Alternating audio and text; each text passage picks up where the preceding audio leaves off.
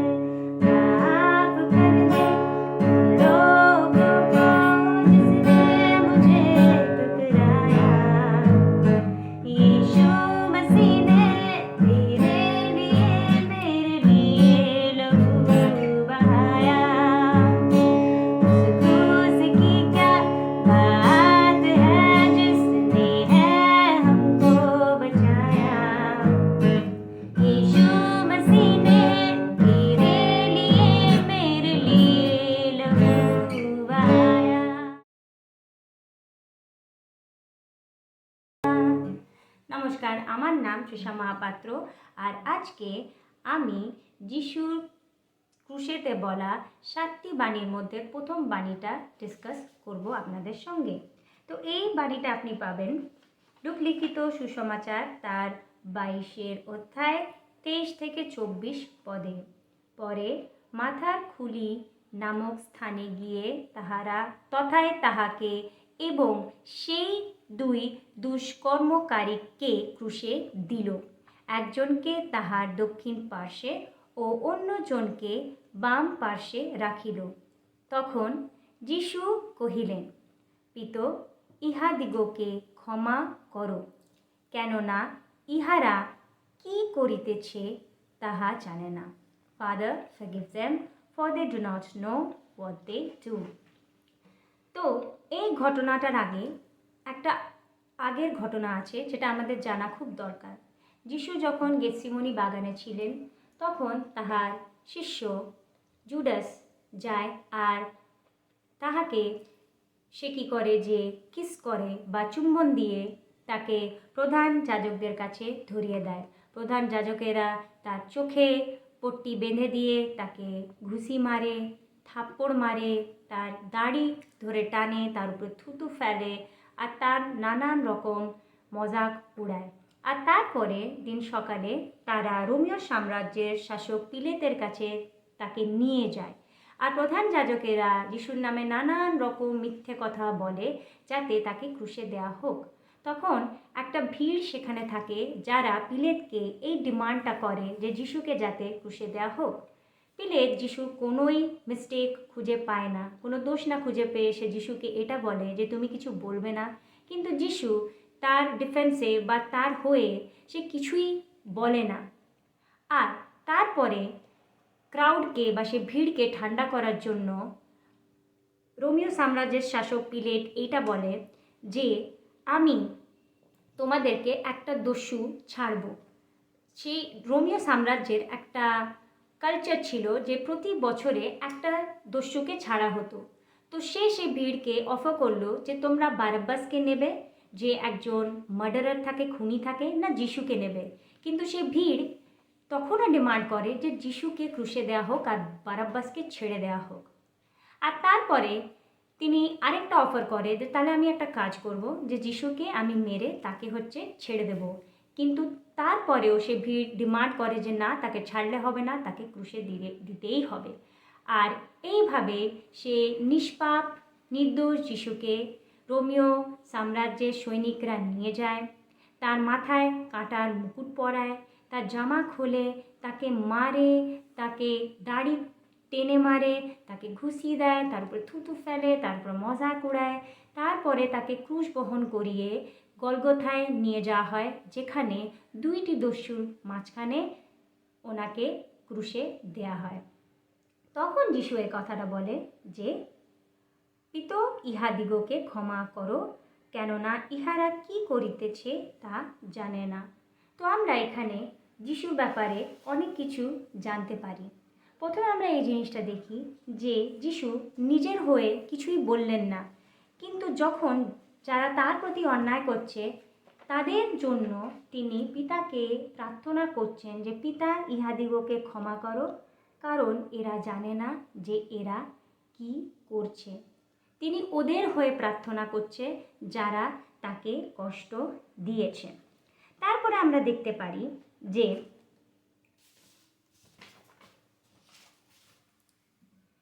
যিশু যেটা প্রচার করেছিলেন তার প্রচারের সময়, তিনি কিন্তু সেগুলোকে সেই সময়েও ফলো করেছেন। হি প্র্যাকটিসড হোয়াট হি প্রিচড। যিশু তার প্রচারে বলেছিলেন যে নিজের শত্রুকে তুমি ক্ষমা করো, তাদের জন্য প্রার্থনা করো যারা তোমাকে তাড়না করে বা তোমাকে ব্যবহার করে, তাদের ভালো করো যারা তোমাকে ঘেন্না করে, তাদের আশীর্বাদ করো যারা তোমাকে অভিশাপ দেয়, একে অপরকে ক্ষমা করো, আর যদি কেউ তোমাকে থাপ্পড় মারে তাকে আরেক গাল ঘুরিয়ে দাও। বাইবেলে লেখা আছে যে ভালোবাসা ধৈর্যশীল, ভালোবাসা দয়া, ভালোবাসা রাগ করে না, ভালোবাসা রুক্ষ নয়, আর ভালোবাসা কোনো রকমের কোনো অতীতকে মনে রাখে না।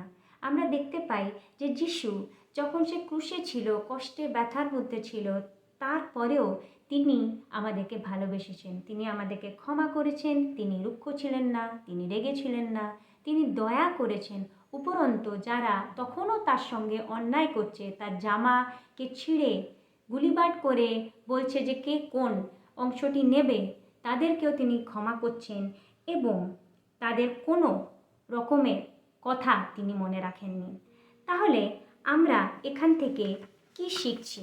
যে আমাদের ক্ষমা করা উচিত, কিন্তু আমরা কেন ক্ষমা করব? তো এটার আমি কিছু পয়েন্টস বলবো। পয়েন্ট নাম্বার 1, যিশু বলেছেন যে যদি তুমি তাদেরকে ভালোবাসো যারা তোমাকে ভালোবাসে, তাহলে এতে কি পুরস্কার আছে?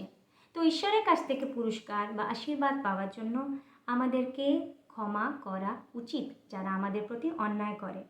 সেকেন্ড পয়েন্ট, যিশু বলেছিলেন যদি তুমি তাদের উপরে দয়া করো যারা তোমার বন্ধু, তাহলে তুমি অন্যদের থেকে কি করে আলাদা?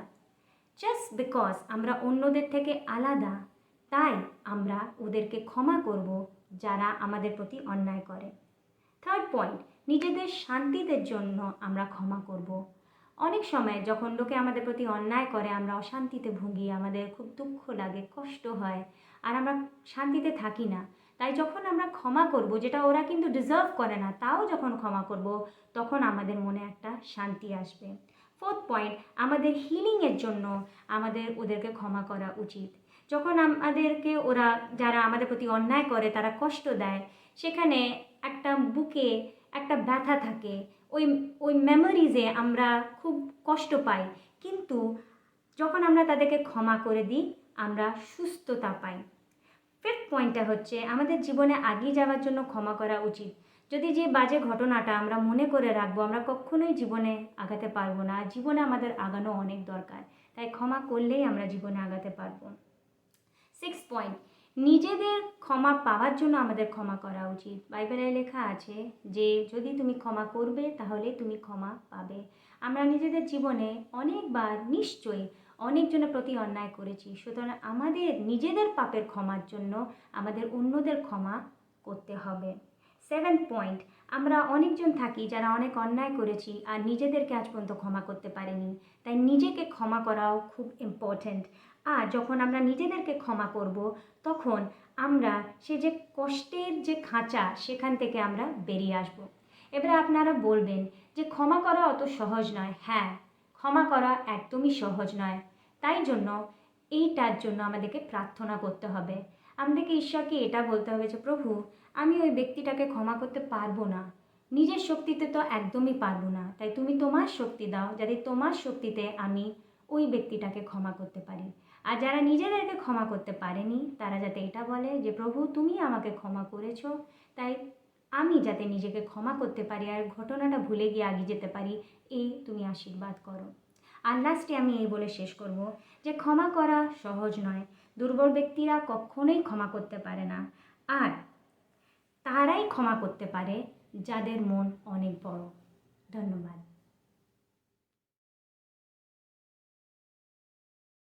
আমরা এখন যীশুখ্রিস্টের 7টা বাণী কুশারোপণের পর দিয়েছিলেন তার দ্বিতীয় বাক্যে কনসেন্ট্রেট করব এবং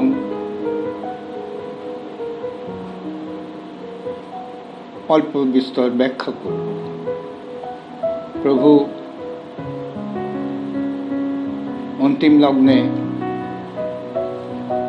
খুব কষ্টের মধ্যে দিয়ে যাচ্ছিলেন এবং তিনি জানতেন এটা তার পিতার ইচ্ছা যে তিনি কুশারোপণ তার হোক। তিনি প্রথমে এটা অনেক চেষ্টা করেছিলেন যাতে তার কাছ থেকে সরিয়ে নেওয়া হয়, কিন্তু শেষ পর্যন্ত তার পিতার ইচ্ছাই পূর্ণ হল। তিনি দ্বিতীয় বাক্যে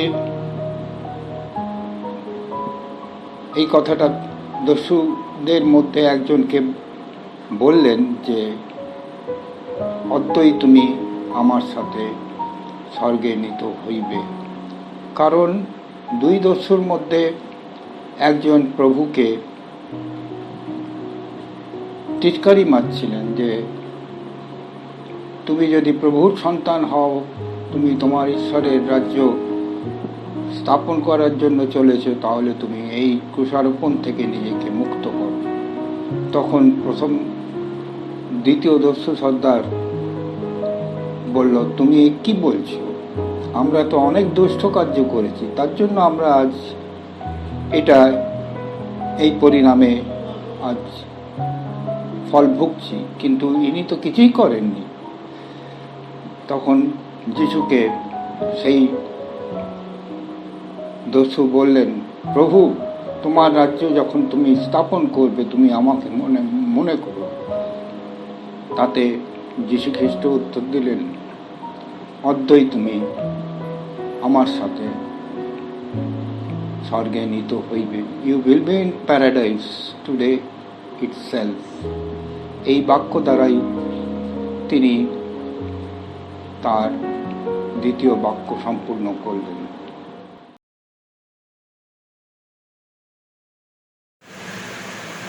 জয় যিশু বন্ধুরা, আমি দেবাশিস সোহেল দাস আপনাদের এই গুড ফ্রাইডে যীশু খ্রিস্টের নামে স্বাগত জানাচ্ছি। ঈশ্বরকে ধন্যবাদ দিই যে তিনি আমাকে এরকম একটি সুযোগ দিয়েছে যেন আমি তার তৃতীয় বাণী ব্যাখ্যা করতে পারি। ক্রুশ থেকে যিশুর তৃতীয় বাণী, যেটা আমরা পাবো যোহন লিখিত সুসমাচার তার 19 অধ্যায় 26 থেকে 27 পদ। আমি পড়ে দিতে চাই। যোহন লিখিত সুসমাচার তার 19 অধ্যায় 26 থেকে 27 পদ।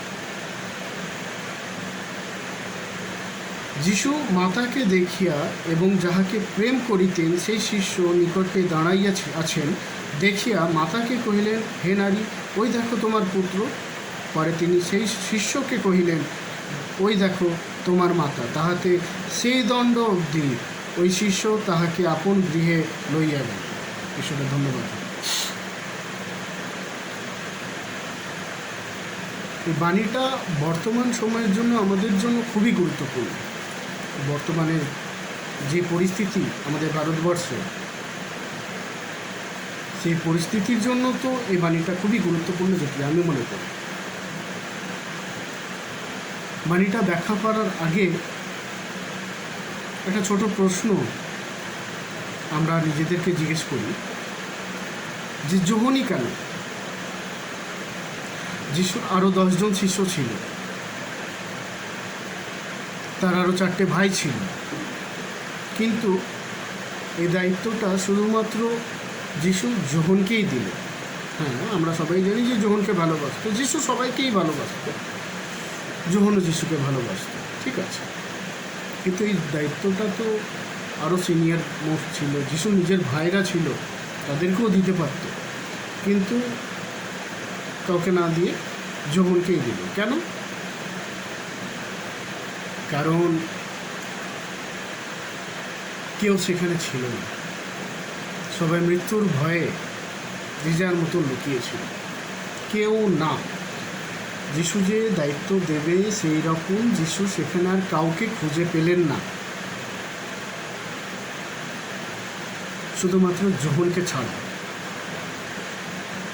যিশু যোহনকে খুব ভালোবাসতো এবং যোহনও যিশুকে খুবই ভালোবাসত। সেই কারণেই যোহন নিজের প্রাণের ভয় না করে ক্রুশের তলায় দাঁড়িয়েছিল, অপেক্ষায় ছিল যে এই বুঝি কোনো একটা দায়িত্ব যিশু আমাকে দেবে। হালেলুয়া। তার মানে সে নিশ্চিত ছিল যে যিশু তাকে কোনো না কোনো দায়িত্ব দেবেই, এবং তাই হলো।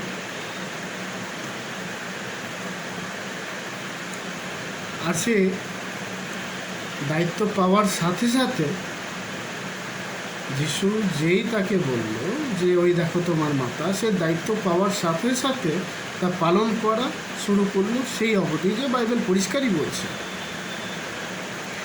যে শিষ্য, ওই শিষ্য তাহাকে আপন গৃহা তাহাতে সেই দণ্ড অবধি ওই শিষ্য তাহাকে আপন গৃহে লইয়া চলিয়া গেল। তার মানে সে নিশ্চিত ছিল যে আমি এখানে দাঁড়িয়ে আছি, আমাকে যিশু একটি দায়িত্ব দেবে, আর সেই দায়িত্বটা আমাকে পালন করতে হবে। আজ আমাদেরও সেই দায়িত্ব যিশু দিতে চাই ক্রুশ থেকে। আমরা কি নিজেকে যোহনের মতন প্রস্তুত করতে পেরেছি? খুব প্রয়োজন আছে নিজেদের ভেতরে দেখা। আর যিশু বলছে আমাদের যে ওই দেখো তোমার মাতা। আমরা কি প্রস্তুত? আগে তো আমাদের জানতে হবে যে মাতা বলতে আমরা কাকে বুঝবো।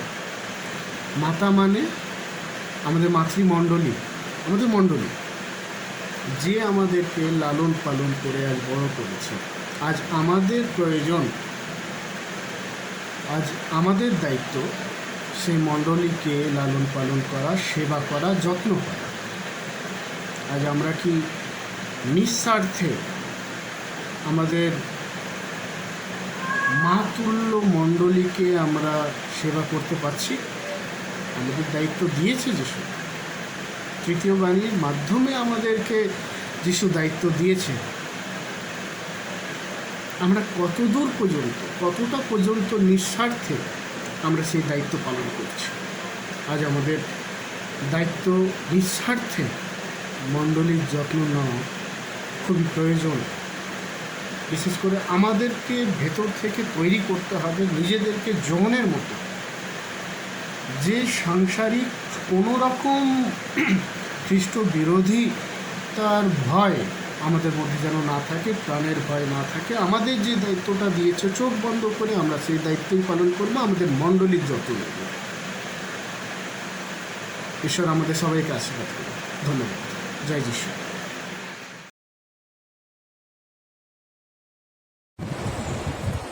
সকলকে জয় যিশু। আমি গ্লোরিয়া পল্লবী সিং। আজকে আমি চতুর্থ বাণী আপনাদের সামনে বলতে চলেছি। ক্রুশের থেকে সেই চতুর্থ বাণী যেটা ছিল সেটা হচ্ছে এলি এলি লামা সাবাক্তানি, অর্থাৎ ঈশ্বর আমার, তুমি কেন আমাকে পরিত্যাগ করেছো। কিন্তু এটার উপর চিন্তা করার আগে আসুন আমরা মাথা নত করে প্রার্থনা করি। হে নিত্যজীবী ঈশ্বর পিতা, তোমাকে ধন্যবাদ দিই। আজও তুমি আমাদেরকে জীবিত এবং সুস্থ অবস্থায় রেখেছ এবং আমাদের সুস্থ অবস্থায় ক্রুশের তলায় এনেছ। এখন ক্রুশের চতুর্থ বাণী যথার্থ রূপে বলতে আমাকে সাহায্য করে আর আমাদের সকলকে তা উপযুক্তভাবে বুঝতে সাহায্য করে। এই ছোট্ট প্রার্থনা তোমার চরণতলে রাখি আমি। এখন আমরা বুঝি যে এই চতুর্থ বাণীর তাৎপর্যপূর্ণ ব্যাপারটা কি। আমরা তিনটে বাণী শুনে এসেছি, প্রথম বাণী, দ্বিতীয় বাণী, তৃতীয় বাণী, যেখানে প্রভু যীশু সর্বশক্তিমান ঈশ্বরকে তার পিতা বলে সম্বোধন করেছে। অর্থাৎ আমরা সকলে বিশ্বাস করি এবং জানি যে প্রভু যীশুই হচ্ছেন ঈশ্বর পিতার একমাত্র প্রিয় পুত্র, প্রিয় সন্তান। কিন্তু এই তিনটে প্রথম বাক্য, যেটা হচ্ছে ক্ষমার বাণী, তৃতীয় বাক্য যেটা হচ্ছে ঘৃণ্যদস্যুকে সঙ্গে করে পরম দেশে নিয়ে যাবার বাণী, এবং তৃতীয় বাণী যেটা হচ্ছে শোকাহত পুত্রহারা মাকে আশ্বস্ত করে যাওয়া, এই তিনটে বাণীতে আমরা দেখি, বিশেষত প্রথম এবং দ্বিতীয় বাণীতে আমরা দেখি প্রভু যীশু ঈশ্বর পিতাকে পিতা বলে সম্বোধন করছে, তার পিতা বলে সম্বোধন করছে। কিন্তু আমরা চতুর্থ বাণীতে যদি আসি, সেখানে আমরা দেখব প্রভু যীশু ঈশ্বর পিতাকে ঈশ্বর বলে সম্বোধন করছে। ঈশ্বর আমার, ঈশ্বর আমার, তুমি কেন আমাকে পরিত্যাগ করেছো? আমরা যদি বাইবেলের রেফারেন্স নিই, আমরা দেখতে পারবো মার্ক 15:34 পদ, এখানে এটা দেওয়া আছে, এলে এলি লামা সবাক্তানি, অর্থাৎ ঈশ্বর আমার, ঈশ্বর আমার, তুমি কেন আমায় পরিত্যাগ করেছো? যখন প্রভু যীশু এই বাক্যটা বলছেন, তখন তিনি ক্রুশে হত, ক্রুশে বিদ্ধ, এবং চারিদিক যেন অন্ধকার হয়ে গেছে, অন্ধকারময় হয়ে গেছে। আপনি এটা ভাবতে পারেন যে দুপুরবেলায় প্রভু যীশুকে যখন ক্রুশে হত করা হয়েছে, বদ্ধ করা হয়েছে, তখন দুপুরবেলায় অন্ধকার কি করে হতে পারে? চারি জায়গায় অন্ধকার। অনেক শ্রেণীর লোকেরা ভাবছে হয়তো ঈশ্বর তাদের সকলের ওপর রেগে নিয়ে এই অন্ধকারটা দান করেছে। কিন্তু প্রভু যিশুর তখন এমন মনোহত অবস্থা, তখন তার মনে হচ্ছে যেন সে ঈশ্বরের থেকে আলাদা, সে ঈশ্বরের থেকে ছিন্ন বিচ্ছিন্ন। তাই তিনি চিৎকার করে বলছেন যে তুমি আমাকে পরিত্যাগ কেন করেছো? তুমি জানো যে আমি তোমার অংশ, আমি তোমার পুত্র, আমি এদের সকলের পাপ ভার রয়েছি। আর হ্যাঁ, এখানেই আমাদের এই প্রশ্নের উত্তর। প্রভু যীশু ঈশ্বর পিতার পুত্র হয়ে কেনই বা এটা চিৎকার করে বলছে যে ঈশ্বর আমার, ঈশ্বর আমার, তুমি আমায় কেন পরিত্যাগ করেছো? ঈশ্বর পিতা কখনোই প্রভু যীশুকে পরিত্যাগ করতে পারেন না, কারণ তিনি সর্বসময় তার কাছে আছেন। কিন্তু সেই সময় প্রভু যীশু এই কথাটা কেন বললেন? যদিও তিনি জানেন যে প্রত্যেকটা পদক্ষেপে এই যে গুড ফ্রাইডে যে একটা মিশন, আমরা সকলেই জানি যে একটা মিশন শয়তানকে হারানো, তো এই মিশনের প্রত্যেকটা পদে যখন ঈশ্বর পিতা তার সাথে চলমান, তার সাথে যখন চলছে, তখন প্রভু যীশুর এটা কেন হঠাৎ করে মনে হলো যে তাকে ঈশ্বর ছেড়ে দিয়েছে, পরিত্যাগ করেছে? উত্তরটা হচ্ছে এই যে প্রভু ঈশ্বর পাপীকে ঘৃণা করে না, পাপকে ঘৃণা করে। আমরা একজন বিখ্যাত আমেরিকান নভেলিস্টের যদি কোট দেখি, ডুয়াইট এল মুডি বলছে যে the Bible keeps you away from the sin and the sin also keeps you away from the Bible. অর্থাৎ পাপ আমাদেরকে বাইবেলের থেকে অনেক দূরে রাখে এবং বাইবেলও আমাদের পাপের বিরুদ্ধে আমাদেরকে অ্যাওয়্যার করে দেয় যে এই পাপটা তুমি করো না। তাই যখন প্রভু যীশু আমাদের মতো সাধারণ মানুষদের, প্রত্যেক মানুষের পাপের দোষ নিয়ে ক্রুশে গেছিলেন, তখন তার গায়ে পাপের কলঙ্কের দাগ ছিল, এবং পাপের কলঙ্কের দাগ ছিল বলে সেই পাপ যেগুলো তার গায়ে সে নিয়েছে, সে পাপের যে এক একটা ক্ষত চিহ্ন, যে বেতের চিহ্ন, যে আরো ধারালো অস্ত্রের চিহ্ন, সেগুলো সব পাপের চিহ্ন। তো সেই পাপের চিহ্নগুলো ঈশ্বর পিতা গ্রহণ করবেন না। ওই জন্য প্রভু যিশুর এরকম মনে হয়েছিল যেন ঈশ্বর পিতা তাকে আর ছিলেন না, ঈশ্বর পিতার সঙ্গে যেন তার একটা সম্পর্ক কিছুক্ষণের জন্য হয়তো ছিন্ন হয়ে গেছে। তাই সে বলছে যে ঈশ্বর আমার তুমি আমাকে কেন পরিত্যাগ করেছো। সেই এটা হচ্ছে একটা আর্তনাদের বাণী। তাই এইটা দিয়ে আমরা যদি আসল ব্যাপারটা বুঝতে পারি যে আমাদেরকে পাপকে ধুয়ে ফেলতে হবে, আমাদের হৃদয় চিনতে হবে, বস্ত্র চিনতে হবে না। আমরা জানি যে দাউদ রাজার সময় চটের বস্ত্র পরে, বস্ত্র ছিঁড়ে চটের বস্ত্র পরে অশ্বমেঘে সবাই নিজের পাপকে ক্ষমা করার জন্য প্রার্থনা করছিল, কিন্তু এটা করার প্রয়োজন নেই। প্রভু যিশু বলছেন তোমার হৃদয়কে ছেড়ো, তোমার পাপটাকে ছেড়ে দাও, তবে ঈশ্বর তোমার দিকে ফিরবে। তাই আসুন আমরা সবাই প্রতিজ্ঞা করি যাতে আমরা পাপটাকে ধুয়ে মুছে ফেলে দিই, কারণ আমরা সবাই তার সন্তান। তিনি আমাদের প্রত্যেককে ভালোবাসে, কাউকে আলাদা করে দেখেন না। তাই এই ভীষণ একটা গুরুগম্ভীর বাণীর মধ্যে দিয়ে আমরা এই সহজ জিনিসটা বুঝতে পারবো যে আমাদের পাপকে ধুয়ে ফেলতে হবে। কারণ একটা নোংরা বস্ত্র আমরা যখন ছেড়ে দিই তখনই পরিশুদ্ধ হয়, তখনই পরিষ্কার হয়। তার মানে এটাই বোঝাচ্ছে যে আমরা যেন আর সে পাপকে কন্টিনিউ না করি, সেটাকে যেন আমরা ধুয়ে মুছে ফেলে ছেড়ে দিয়ে আসি। তাই আসুন আমরা প্রার্থনা করি। ধন্যবাদ ঈশ্বর, এই সুন্দর বাক্য বলানোর জন্য তুমি যে শক্তি আমায় প্রদান করেছ তার জন্য অনেক ধন্যবাদ পিতা। আবারও প্রার্থনা জানাই তোমার চরণতলে, যেন এই বাণীর অস্তিত্বটা আমরা প্রত্যেকে বুঝতে পারি। সেই বুদ্ধি, শক্তি, ক্ষমতা তুমি আমাদের সকল অযোগ্য নর নারীকে দাও। আমিন।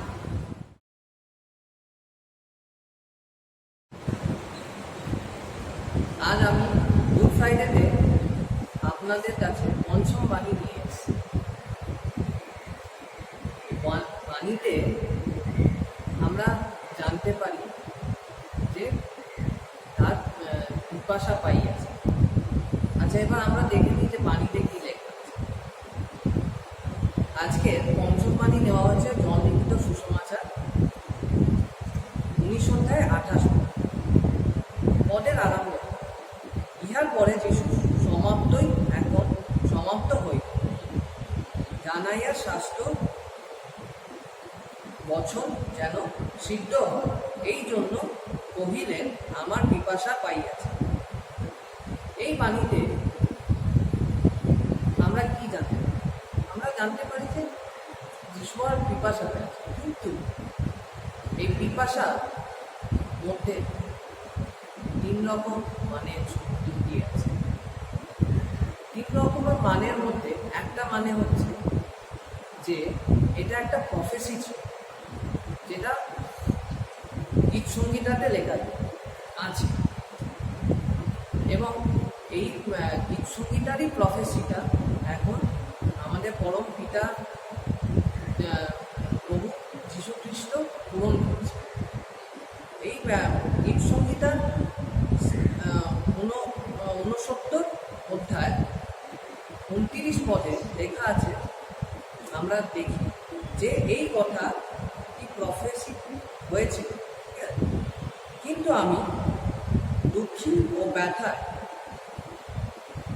হে ঈশ্বর তোমার পরিত্রাণ আমাকে উন্নত করুন, এটা লেখা আছে।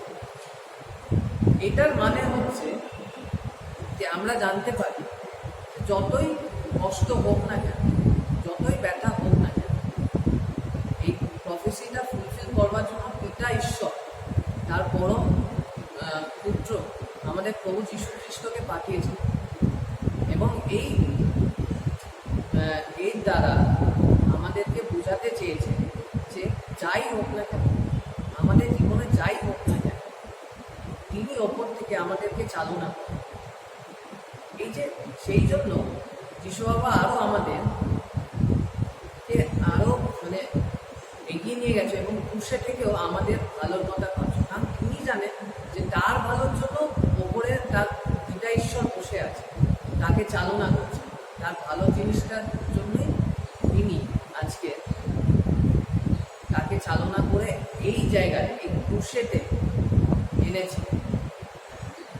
এবং তিনিও তার বড় পিতা ঈশ্বরের আজ্ঞাতে তিনিও সব মানুষের জন্য আজকে ক্রুশে পড়ে আছে। তখনও ব্যথায় ছিলেন, কিন্তু তার মধ্যেও তিনি সমস্ত মানব জাতির কথা ভাবছেন। এর থেকে বোঝা যায় যে যতই জীবনে যাই আসুক না, তিনি আমাদেরকে ওপর থেকে পরিচালনা করছেন। যতই আমরা ভুল পথে এগাই না, তিনি আমাদেরকে পরিচালনা করে আবার সেই ঠিক পথে নিয়ে চলে আসবেন। তার অনুযায়ী, তার প্ল্যান হিসাবে তিনি আমাদেরকে এগিয়ে নিয়ে যাবেন। দ্বিতীয় যে কথাটা যেটা আমরা জানতে পারি, যে হয়তো তার সত্যিকারের পিপাসা পেয়েছে, তিনি জলের জন্য, জল পান করবার জন্য খুবই উতলা হয়ে পড়েছেন, খুবই পিপাসা, তার মনের জোরে তিনি বলতে চেয়েছেন যে আমার পিপাসা পেয়েছে, আমার পিপাসা পেয়েছে, আমাকে একটু জল পান করবার জন্য। এর থেকে আমরা আরো বুঝতে পারি যে আমাদের প্রভু যীশু খ্রিস্ট তিনি জানেন যে আমাদের জীবনে কি দরকার লাগে, কারণ তিনিও সেই জায়গাটা পেরিয়ে এসেছেন।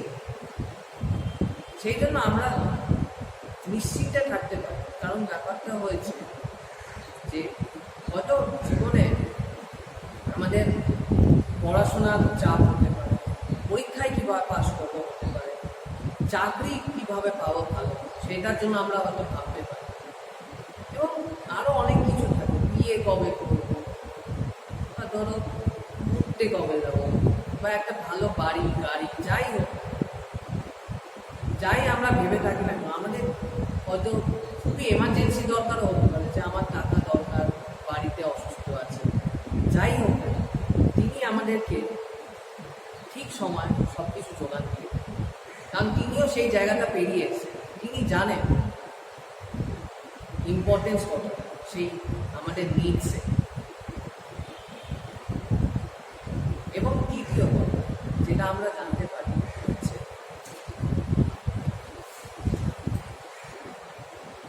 যে সেই কষ্টের মধ্যে তিনি যখন বসেছিলেন, তিনি জানেন তার পিতা ঈশ্বর তাকে পাঠিয়েছে যাতে তিনি সবাইকে বোঝাতে পারে তার ভালোবাসা, তার প্রেম এবং তার অনুগ্রহ হিসাবে আমাদেরকে তার পথেই নিয়ে আসবার জন্য তার পুত্রকে পাঠিয়েছিলেন। সেই জন্য যতই পিপাসা হোক না কেন, তিনি আমাদেরকে বোঝাতে চেয়েছিলেন সেই পিপাসার দ্বারা, যে আমরাও যেন তার বাক্য গ্রহণ করে তার পিপাসার জন্য সেই বাক্য যেন গ্রহণ করতে পারি এবং সেই বাক্য দ্বারা আমাদের পিপাসা মেটাবে। আজকে তিনি যেরকমভাবে ক্রুশে আমাদের সবার পাপ আর গ্রহণ করে আজকে তিনি মরিলেন, সেরকমভাবেই যেন আমরা তার সাথে তার বাক্য গ্রহণ করে যেন এগিয়ে যেতে পারি, তাকে যেন আমরা রাখতে পারি। তিনি আমাদের জন্য এতটা বড় স্যাক্রিফাইস করেছেন, আমাদের জন্য মরেছে, পাপ মুক্তি করেছে, যেন আমরাও সেইভাবে আমাদের জীবনকে আলাদা করে নিয়ে যেতে পারি এবং তারই অনুসারে আমরা নিজেদেরকে ডেডিকেট করে তার মতো করে জীবনটাকে যাপন করি। তুমি আমাদের সাথে, তুমি আমাদেরকে আশীর্বাদ। হয়তো আমরা ভুল করি, আমরা অনেকই ভুল করি, কিন্তু আমরা জানি তিনি আমাদেরকে চালনা করেন। তো আমরা যদি তার বাক্য অনুসারে চলতে পারি, হয়তো একদিন আমরা এমনই দেখব যে আমাদের জীবনে খুশিতে খুশি আছে। আমি এই বলেই শেষ করতে চাই যে আমার পিপাসা হয়ে গেছে, মানে হচ্ছে আমরা যেন তার বাক্য অনুসারে চলি। তাই আমাদেরকে শক্তি দাও যেন আমরা এই বাক্য যেটা আমরা শুনলাম, যেন কিছুটা জীবনে আমরা চেঞ্জ করতে পারি, তোমার পথে আরো চালনা করতে পারি। তুমি আমাদেরকে সাহায্য করো, এগিয়ে নিয়ে যাও, ঠিক পথে যেন চলতে পারি, সৎ পথে, তোমার পথে। এই ছোট্ট ভিক্ষা চাইছি।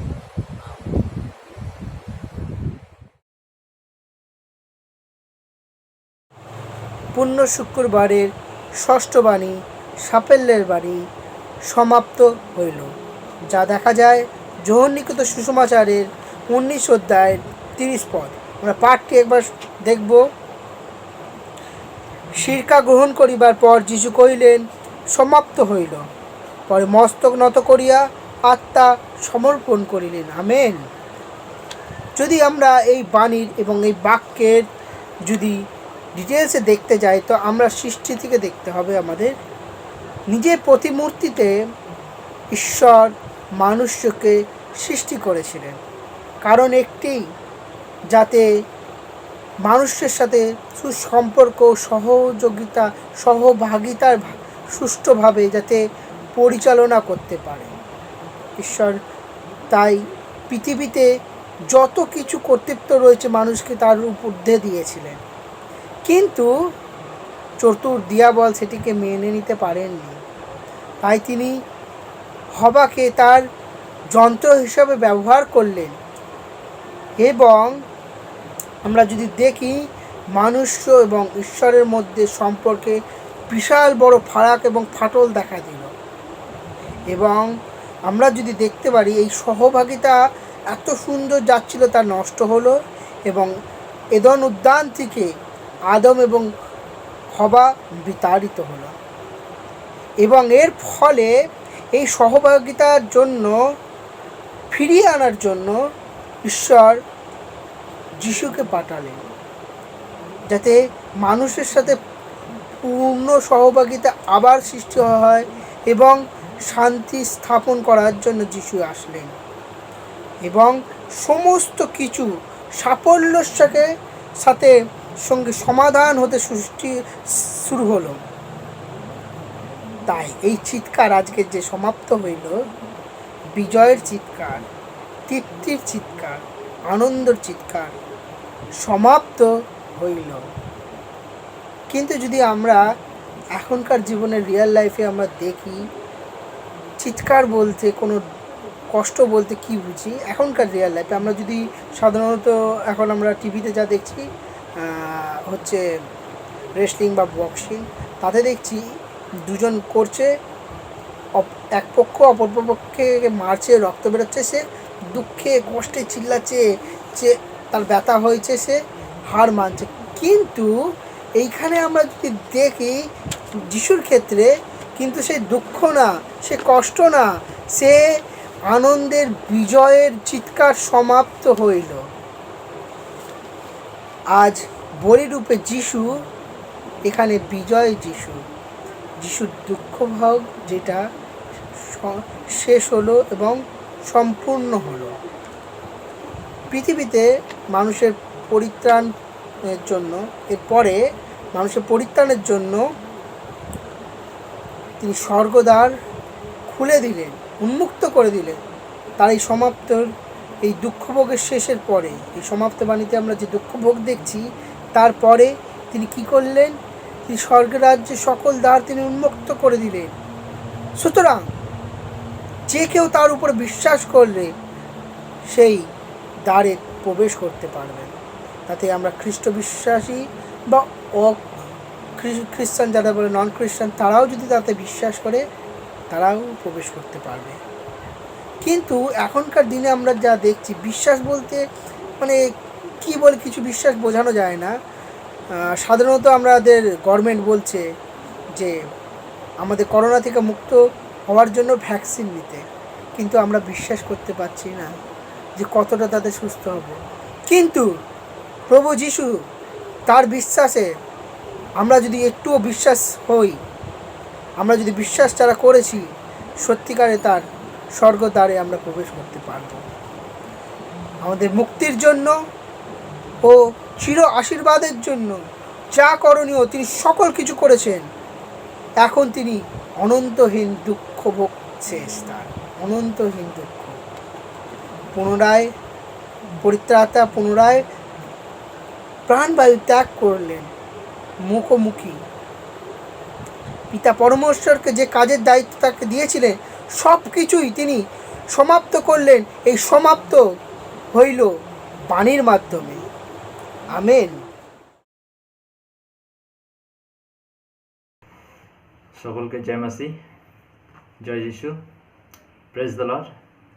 প্রভু যিশুর সামর্থ্য, পরাক্রমী ও মহানামে আপনাদের সকলকে অভ্যর্থনা জানাই ও স্যালম বাইবেল সেস 365 চ্যানেলটির প্রতি আমি কৃতজ্ঞ যে তারা আমাকে সুযোগ করে দিয়েছে গুড ফ্রাইডের উপলক্ষে প্রভু যিশুর সপ্তম বাণীর ওপর কিছু বলার জন্য, আপনাদের সামনে কিছু আমার থটস শেয়ার করার জন্য। আর মহান ঈশ্বরকে অনেক অনেক ধন্যবাদ জানাই যে তিনি আমাকে এই সুযোগ দিয়েছেন। তো আমরা সপ্তম বাণী যখন আমরা দেখি, প্রভু যিশু ক্রুশের উপর থেকে এই যে সপ্তম বাণী তিনি যে বলেছেন, এটি আমরা লুক লিখিত সুসমাচারে পাই।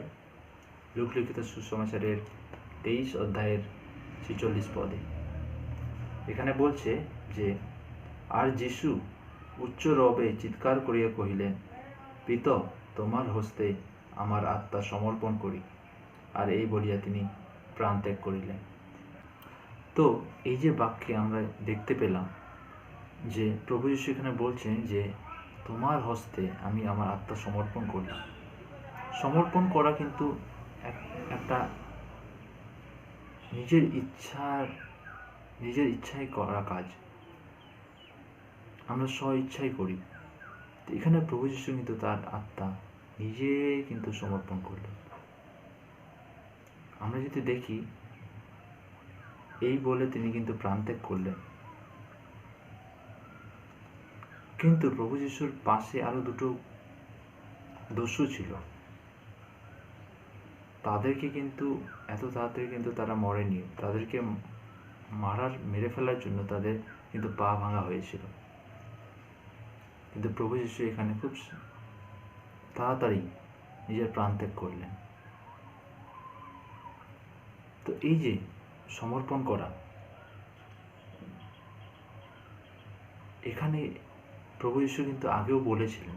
আমরা যদি যোহনের 10 অধ্যায় দেখি, তো সেখানে বলছিলেন যে,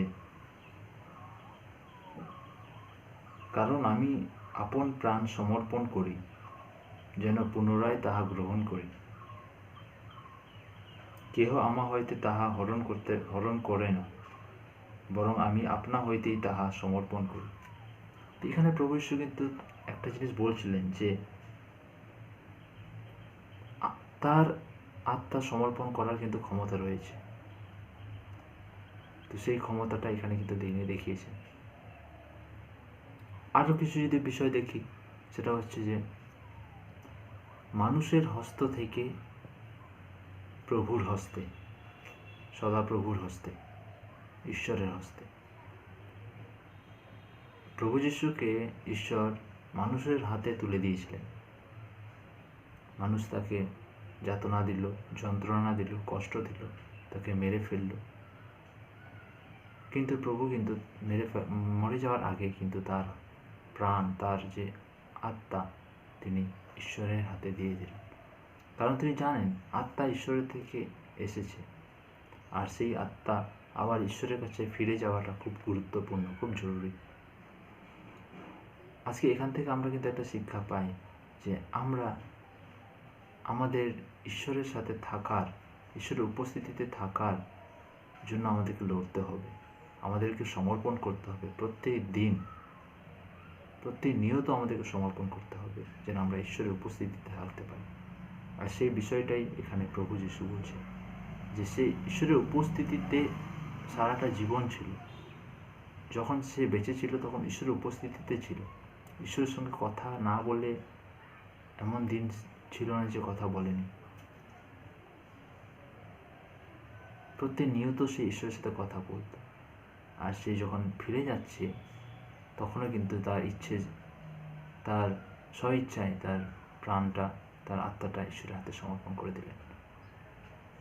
জগতের কাছে হয়তো লোকরা দেখলো যে প্রভু যীশু মারা গেলেন, কিন্তু আসলে প্রভু যীশু তার কাজ সম্পূর্ণ করে আবার ঈশ্বরের কাছে ফিরে গেলেন। আমরা যদি ষষ্ঠ বাণীটা দেখি, সেখানে বলছেন যে সমাপ্ত হইল। কি সমাপ্ত হইল? তার উদ্দেশ্য, প্রভু যীশুর উদ্দেশ্য তিনি সমাপ্ত করলেন এবং তিনি ঈশ্বরের কাছে ফিরে গেলেন। তো এই যে ঈশ্বরের কাছে ফিরে যাওয়া, একটা পুনর্মিলন আমরা একটা দেখতে পাই। এটা পুনর্মিলনের বিষয়। প্রভু যীশু আবার ঈশ্বরের সাথে কি হলেন? পুনর্মিলিত হলেন। তার মৃত্যুর পিছনে একটা কারণ ছিল, যাতে তিনি আমাদেরকে ঈশ্বরের সাথে দেখা করাতে পারেন, ঈশ্বরের সাথে মিলন করিয়ে দিতে পারেন। তিনি আমাদেরকে মিলন করলেন, তারপর তিনি নিজে কিন্তু আবার পুনর্মিলিত হলেন, ঈশ্বরের সাথে পুনর্মিলিত হলেন। এখানে আরেকটা বিষয় আমরা দেখতে পারি, সেটা হচ্ছে যে সমর্পণ করার মানে কাউকে ভার দেওয়া।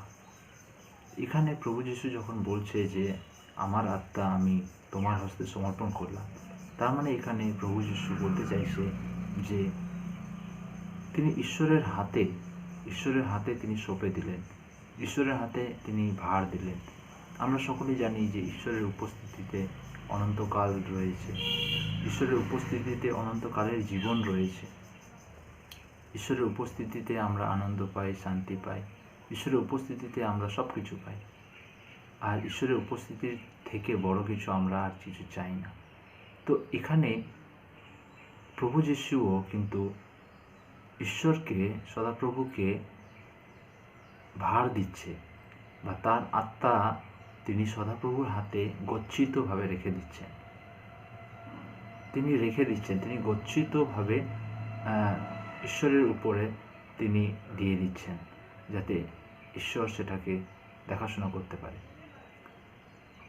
আমরা এই ঈশ্বরের প্রভু যীশুর এই প্রার্থনা বা প্রভু যীশুর এই যে শেষ বাক্য, এই বাক্যটা যদি আমরা একটু দেখি, তবে তাহলে দেখতে পাবো যে ইহুদিদের সন্তানেরা এই প্রার্থনা তারা করত।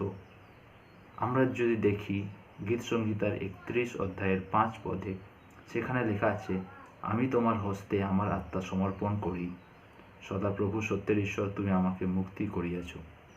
তার মানে এই যে প্রভু যীশুর যে শেষ বাক্য, সেটা কিন্তু ইহুদিদের সন্তানেরা তারা কিন্তু প্রার্থনা রূপে এই বাক্যটাকে ব্যবহার করত। তারা প্রত্যেক দিন তারা প্রার্থনা করত, বিকেলে কিংবা রাতে, তারা যখন ঘুমানোর আগে তারা যখন প্রার্থনা করত, তখন তারা এই বাক্যটি বলতো। তারা বলতো যে এখন আমরা ঘুমোতে যাচ্ছি, ও প্রভু, ও সদাপ্রভু, ও যেহোবা, তুমি আমাদের আত্মা রক্ষা করো, দেখাশোনা করো। আর প্রভু যীশু এই প্রার্থনা কিন্তু শিখে এসেছিলেন, কারণ উনিও ইহুদিদের সন্তান। আর তার মৃত্যুর আগে কিন্তু সেই বাক্যটাই, সেই প্রার্থনাটাই তিনি করলেন। তো এখানে আমরা একটা জিনিস দেখতে পারি যে প্রভু যীশু কিন্তু সঠিক ব্যক্তি, সঠিক ঈশ্বরকে তিনি তার আত্মার ভার দিলেন, আত্মাটাকে গচ্ছিতভাবে রেখে দিলেন ঈশ্বরের কাছে। কারণ ঈশ্বর তিনি মহান এবং তিনি জানেন আমাদের ভালো করতে। তিনি উত্তম ঈশ্বর এবং তিনি আমাদের জন্য উত্তম চান। আর তিনি আমাদের আত্মা বাঁচানোর জন্য তিনি পরিকল্পনা করেছেন। আর আমাদের আত্মা বাঁচানো কিন্তু আমাদের আত্মার জন্য কিন্তু ঈশ্বরের ঈশ্বরের প্রাণ কাঁদে, বা ঈশ্বর আমাদের আত্মা বাঁচানোর জন্য তিনি সব থেকে মূল্যবান তার পুত্রকে তিনি দিয়ে দিলেন। তাহলে তিনি আমাদেরকে কত ভালোবাসেন। তো সদাপ্রভুর হাতে যখন আমরা আমাদের আত্মা সঁপে দিই, তো তার চেয়ে ভালো জায়গা আর কোনো হতে পারে না, তার চেয়ে সেফ সুরক্ষিত জায়গা আর কোনো হতে পারে না। তো এখানে প্রভু যিশু এই বাক্যের মাধ্যমে, এই শেষ অন্তিম বাক্য তিনি যখন প্রার্থনা স্বরূপে ঈশ্বরের কাছে বললেন, তখন তিনি কিন্তু সঠিক প্রার্থনা তিনি করলেন। শেষ মৃত্যুর আগে তিনি খুব ভালোভাবে তার আত্মাটাকে ঈশ্বরের হাতে সঁপে দিয়ে তিনি মৃত্যুবরণ করলেন। আজকে আমাদেরও দরকার যেন আমরাও যেন আমাদের আত্মাকে সঠিক জায়গায়, সঠিক লোকের হাতে, সঠিক ব্যক্তির হাতে, যিনি কিনা আমাদের ঈশ্বর, যে কিনা আমাদের আত্মাতে জীবন দিয়েছে, আমাদের শরীরে আত্মা দিয়েছে, সেই ব্যক্তির কাছেই কিন্তু আমাদেরকে সঁপে দেওয়া উচিত। আর প্রভু যিশুর এই জীবন থেকে, প্রভু যিশুর মৃত্যু থেকে আমাদের অনেক কিছু শেখার উচিত। প্রভু যিশুর শুরু থেকে শেষ বাক্য অবধি অনেক লোক, বহু লোক, আজকে জগতে এখনও অবধি লোকেরা প্রভু যিশুর কথায়, প্রভু যিশুর বাক্যে, প্রভু যিশুর কার্যে, প্রভু যিশুর সমস্ত বিষয়ে তাদের হৃদয় এবং জীবন পরিবর্তন হয়েছে। আজকে আমরাও যেন প্রভুর বাক্য থেকে, প্রভুর শেষ বাণীগুলি থেকে আমরাও যেন শিক্ষা নিই আর আমাদের জীবন প্রভুর উদ্দেশ্যে সমর্পিত করি। ধন্যবাদ। জয় মাসি। আমরা এখন শেষ পর্যায়ে এসে গেছি। আশা করি আপনাদের ঈশ্বরের বাক্য শুনে ভালো লেগেছে, আপনাদের হৃদয়ে নিশ্চয়ই ছুঁয়েছে। চলুন এবার আমরা প্রার্থনা করি। পবিত্র পবিত্র ঈশ্বর সদাপ্রভু, তোমার মহান নামে ধন্যবাদ দিই পিতা। আজ এই সুন্দর দিন দিয়েছো পিতা। তুমি প্রত্যেকটা বক্তাদেরকে তুমি বলতে সাহায্য করছো, তুমি তাদের মুখে তুমি তোমার মুখ রেখেছো, তার জন্য তোমায় ধন্যবাদ দিই পিতা। আর পিতা, যারা শ্রোতা ছিল তাদেরকে তুমি ধৈর্য ধরে শুনতে সাহায্য করেছো, তার জন্য তোমায় ধন্যবাদ দিই পিতা। তুমি প্রত্যেকজনের জীবনে কাজ করো পিতা, যাতে তারা যেন তোমার বাক্যগুলো হৃদয়তে রেখে যেন জীবনে যেন অ্যাপ্লাই করতে পারে পিতা। পিতা, সব ভার তোমার উপর দিলাম। এই ক্ষুদ্র প্রার্থনা আমাদের প্রভু যীশু খ্রিস্ট নামে চাই, তুমি শ্রবণ ও গ্রাহ্য করো। আমেন।